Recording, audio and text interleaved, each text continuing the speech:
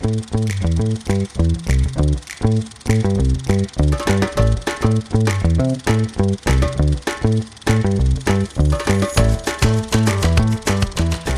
everybody, and welcome to another episode of Kev's Movie Corner. I am Kev. She is Nikki.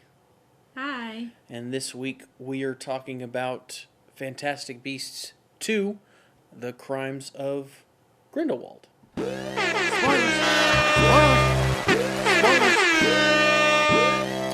Nick, this is the ninth movie? 10th movie? 10th movie. 10th movie. Is Yes. that right? Hold on. I think so. 10th movie. This is the 10th movie in our Harry Potter. Yeah, because there's 8 Harry Potters. Yeah, there's 8 Harry Potters, and we've done one of the Fantastic Beasts movies. Man, we're bad at this. Anyway, this is our 10th movie in the list here. This is the second in the Fantastic Beasts trilogy. This movie came out in 2018. The brief little summary from IMDb is Gellert Grindelwald plans to raise an army of wizards to rule over non-magical beings. In response, Newt Scamander's former professor Albus Dumbledore seeks his help to stop him. This movie is about little over 2 hours long, 2 hours and 15 minutes. Nick, what did you think of this one? Because this is, again, you're kind of getting a little more lore. You're getting a little more backstory. Mm-hmm. I know you love the lore and the backstory based on this stuff. You are introduced to a young Albus Dumbledore in this movie. I love that. I had that in all caps. Like, yay, the lore crossover. Yes, you're introduced to a young Albus Dumbledore in this. So what did you think of this? What was your favorite about this movie? Like what did you? Well, obviously the animals. Like I love that. I love these more than Harry Potter, and it's all because of the animals. Mm-hmm. So like the literal seahorse was amazing. Again, the Niffler. Oh my God, he's so cute. So and this time you had baby Nifflers too. You had little baby ones. I know time. They were so cute when they all got out. So yeah, I loved the animals, and then there was a little bit of like real history mixed with like the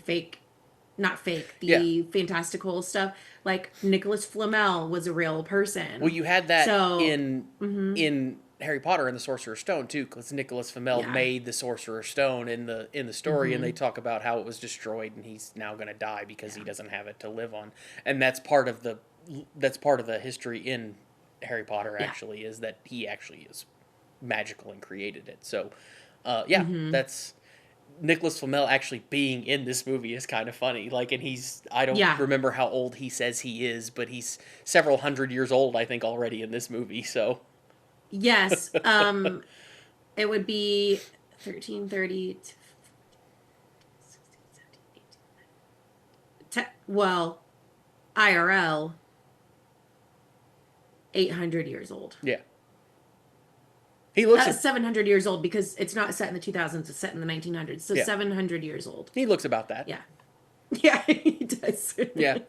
He moves about like that too. Like when he kind of walks around, he kind of moves about like that. So.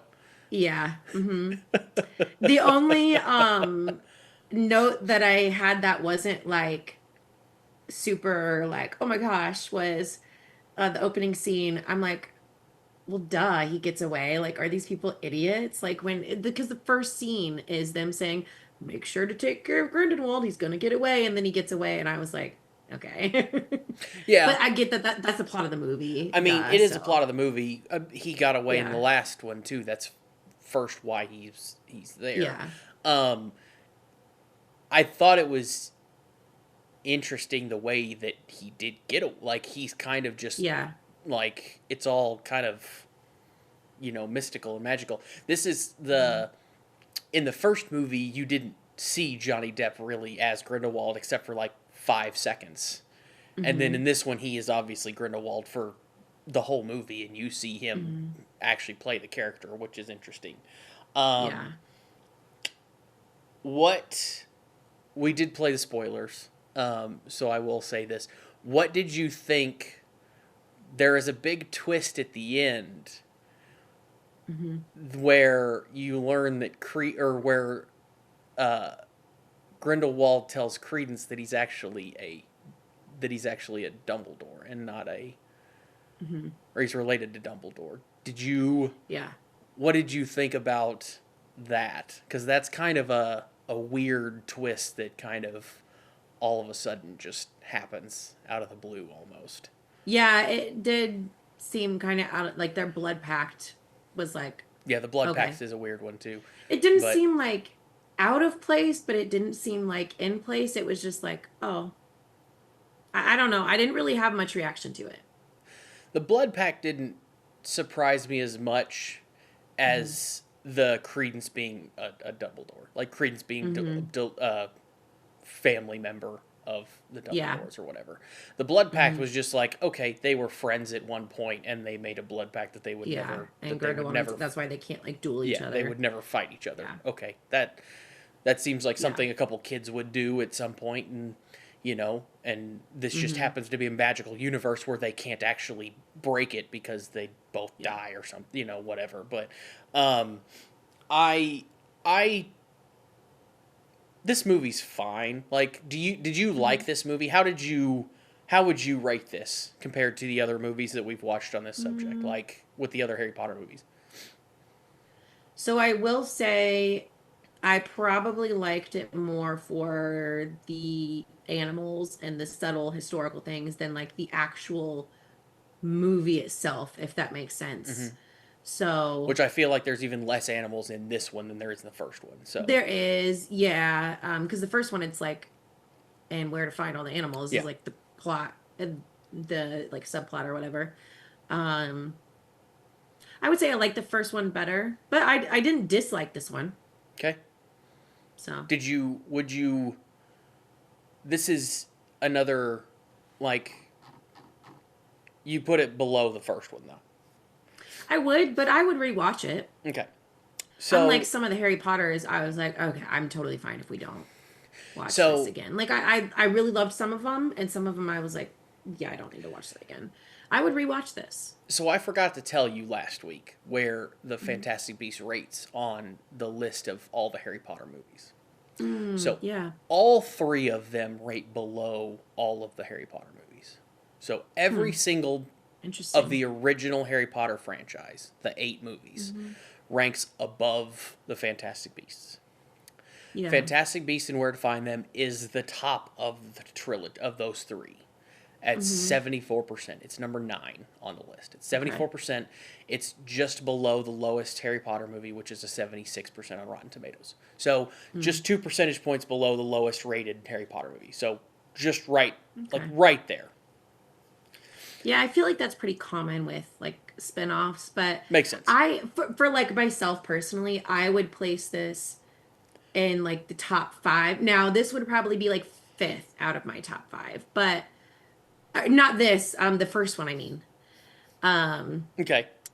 Because I know I loved oh gosh, I deleted the ranking from my notes. I know like I loved Prisoner of Azkaban and things. So I would put the first one up there because I loved that he was a Hufflepuff. I loved that he cried as he was saving the world. There were a lot of things that I did really love about that movie. This one I liked more than what was the one that I did not like at all? Was it... You didn't like the Deathly Hallows Part 1, I know. Yeah, and I don't think I liked either Chamber of Secrets, maybe. Yeah, there was a couple in there that I didn't like. I would put this above those, but below all the others. Okay. This ranks as the worst on the Rotten Tomatoes meter. This is a... I don't know if they do a certified rotten, but I know they do a certified fresh, but this is a 36% on the tomato meter. That's surprising. This is by far the lowest on the list, which obviously gives you the ranking of the last one is 10th, which is second to last. So you know what the next one is going into it, but this is by far the lowest. 36% is where this one sits. So this one came out in 2018. By the way, the other one there was a bigger gap than I remember there being, because you had Fantastic Beasts come out in 2016, this one came out in 2018, then The Secrets of Dumbledore, the last one, came out in 2022, which isn't actually that long ago, which was only 3 years ago, so it seems like it's been longer ago than that, but... Yeah, because there were issues, there was the Johnny Depp issues and COVID, yeah, and... so... Yeah, there were a ton of things in there.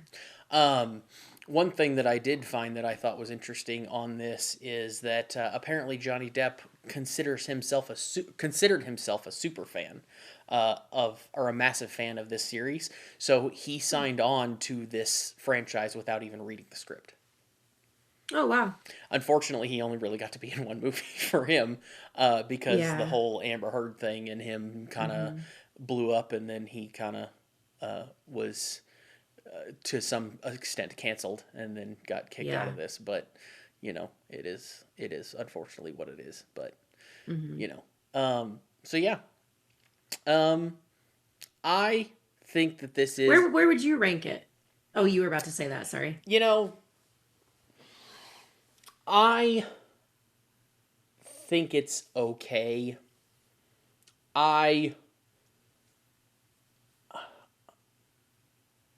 I don't really know why it's still branded as Fantastic Beasts, because it doesn't seem like that really has anything to do with this movie. I know there's a couple of them in it, but it doesn't really seem like it seems like it just needs to be its own kind of thing if they wanted to do it.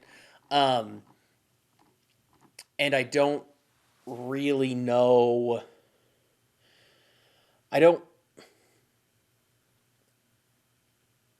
really know that it was necessary. Like, I think it would be more... I personally think it would have been more interesting if they would have just done a series on, like, Dumbledore's history. Or, like, him. Instead of kind of doing that, but in a very roundabout way. Yeah, like, it's not about Dumbledore, it's Fantastic Beasts, but he's in it. But he's in it. Is that what you mean? And he's kind of like he's like kind of like a side but not. main character. Yeah, he's not like... And he's like a protagonist, but not the protagonist, almost. Like, I like Eddie Redmayne, and I think Eddie Redmayne does a good job with the character that he's playing. But I just don't... the way that they did it is just kind of odd. And see, I kind of felt like there were... the animals were not the main plot, but there were a lot of animals in it. So I feel like it was still within the Fantastic Beasts world. But I agree that it was not... But in the first one... The beasts were like the focus of it. And this one, it's just kind of like they're just there. Like, it's not... It doesn't really have anything to do with anything. They're just kind of there. Yeah, they're existing in the world and in the movie, but not the plot. Exactly. Yeah, that makes sense. I think, like... The Fantastic Beasts and Where to Find Them could have been its own thing. And then this could have been, again, its own thing. Like, they should have made, like... a Dumbledore spinoff, and this would be part of that. Yeah, you could have had, if you wanted to have Eddie Redmayne in this and have him be, if they wanted to do this way with, like, Grindelwald and Dumbledore and that, I think they should have done that as one thing and had more Dumbledore and Grindelwald be the main characters, and maybe have, like, Newt be like be more like the side character instead of having, like... That's what I think, personally. And I think it would have gone a little better, and have Fantastic Beasts be its own little thing. Just kind of like a spin-off, kind of like, just kind of one of those random spin-off movies that just happens. And it would just be kind of its own standalone little thing. Like... Yeah. I wonder if they'll ever do another... Like, now, I know we still have another Fantastic Beasts to watch, but, I mean, I wonder if they will ever do, like, another spin-off set, I don't know if they will ever do another spin-off set. I know that they're making HBO is currently, I don't know if they've started filming or not, but HBO is working on a series for Harry Potter that will have Harry Potter in it, like the actual kids again, like Harry, Hermione, and Ron, and they're working on that. So I don't know when that's supposed to come out. I don't remember. I know they've cast a lot of the people for that. Interesting. But I think it's going to be kind of like the Lord of the Rings thing that Amazon did, and kind of along those lines. But I don't know exactly when that's supposed to happen. I don't know when that's supposed to start coming out. But they're working on that. I've heard people ask for, some people ask for different things, obviously. But one of the ones that I've heard a few times from a couple places is a prequel on the 4 founders of Hogwarts. Yeah, I saw that too. Which is, Salazar Slytherin, Helga Hufflepuff. I think so. I don't remember what Ravenclaw's first name, and then Gryffindor's. Those 4. Yeah, I would almost like to see more of.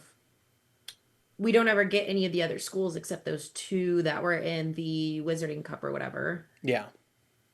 And that would be interesting. So much Hogwarts. I mean, I agree. It'd be cool to see a prequel of the 4 founders, but I would love to see wasn't there Ilvermorny is the U.S. one? Yeah. Yeah. And then there was one in Asia. Like it'd be so cool to see more than just Hogwarts too. Yeah. It would. It'd be interesting to see like some of the other schools. I don't know. The only thing that I could see that being a problem, and why, the only reason that I could see that not really going very far is how do you connect it? Because we've never seen them, so where do you get a character that's going to be... You're going to have to connect it back to Hogwarts or Harry Potter somehow, because that's what people know. Yeah. So a Wizarding Cup type of thing, or something that gets It's going to be difficult to connect something like that just without, I mean, it doesn't have to be that much of a connection, because the connection in Fantastic Beasts was Newt visited the U.S. or whatever, because he was, just searching for, what was he doing? He was searching for one animal or something. He was trying to return Frank, is what he was actually doing. The big eagle-looking thing that ends up flying away at the end. That's right. Yeah. Frank was trafficked to another to somewhere, gotcha. So he was trying to return Frank to Arizona. That's not like a massive connection to make, that's not like super elaborate. So I'm sure they could think of something. Yeah, it's true. I guess that's true. Like Snape takes a trip to Asia to get something for one of his potions. Like it doesn't have to be that much of a... Yeah. But again... but then he'd have to be the main character. Yeah, but again, these movies didn't really do that well. So you'd want them to do better. So that's where I say that you might have to... That surprises me. I don't know why... I don't know. Yeah. I guess I just don't understand why they didn't do that well. Yeah, I don't know. Casting, marketing, I don't know, because you would think that no matter what, they do, that it would make money. So it's surprising to me that it didn't do that well. I mean, I think it made money. I think the movies made money. I'm sure they made a ton at the box office.